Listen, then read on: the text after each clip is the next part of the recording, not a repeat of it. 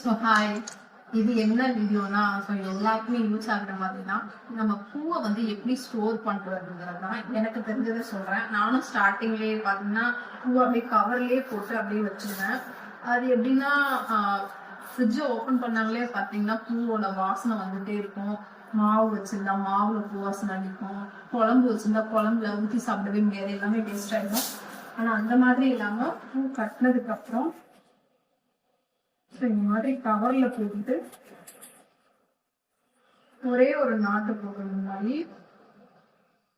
போட்டுட்டு இதுல உள்ள ஒரு நாட்டு 2 நாட்கள் போடலாம்.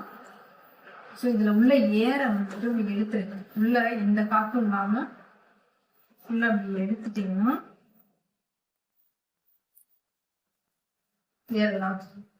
ஸோ நம்ம ஏதாவது ஒரு பாக்ஸ்ல போட்டு அதை மூடி வச்சிட்டீங்கன்னு வைங்களேன், 1 வாரம் ஆனாலும் பூவுமே ஃப்ரெஷ்ஷா இருக்கும். நமக்கு எப்பப்ப தேவையோ அப்பப்ப எடுத்துக்கலாம். ஃப்ரிட்ஜு திறந்தா வாசனையும் இருக்காது, நம்ம பூவில் வச்சிருக்க வாசனையே இருக்கு. ஸோ இந்த வீடியோ உங்களுக்கு பிடிக்கும்னு நினைக்கிறேன். தேங்க்யூ.